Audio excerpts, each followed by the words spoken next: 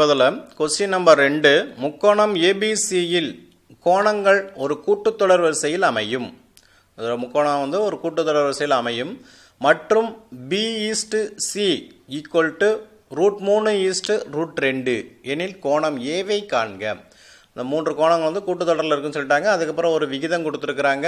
அப்படின்னா ஏ கோணம் என்னன்னு கேட்குறாங்க. இப்போ தீர்வு கண்டுபிடிக்கிறோம். இப்போ முக்கோணத்தின் மூன்று கோணங்கள் ஒரு கூட்டுத்தொடர் வரிசையில் இருந்துச்சுன்னா இரண்டாவது உறுப்பு மைனஸ் முதல் உறுப்பு ஈக்குவல் டு மூன்றாவது உறுப்பு மைனஸ் இரண்டாவது உறுப்பாக இருக்கணும். அப்படி இல்லைன்னா நடுவில் இருக்கிற உறுப்பு வந்து ரெண்டு தடவை இது ரெண்டையும் கூட்டுறது சமமாக இருக்கணும். அப்போ 2b equal to a plus C, இது நம்ம கண்டிஷன்ஸ். இப்போ அடுத்தது என்ன பண்ணுறோம், இதோட ஒரு பிஏ சேர்க்குறோம். ஒரு பிஏ சேர்த்தோன்னா இந்த பக்கம் 3b ஆயிரும், இந்த பக்கம் கோணம் ஏ கோணம் பி கோணம் சி ஆயிரும்.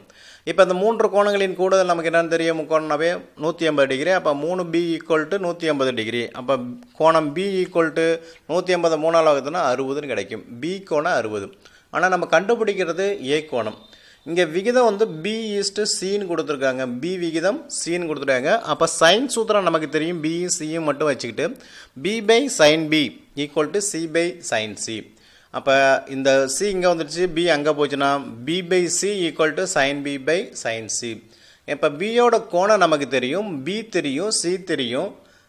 அப்போ சைன் சி கண்டுபிடிக்கலாம். அப்போ b பை சிங்கிறது b ஈஸ்ட் சின்னு அர்த்தம். அப்போ √3 by √2 equal to sine 60 by sine C. அப்போ sine c equal to √3 by 2. Sine 60ஓட வேல்யூ √3 பை 2. குறுக்கு பெருக்கல் பெருக்கிறோம், √3 கேன்சல் ஆயிடுது.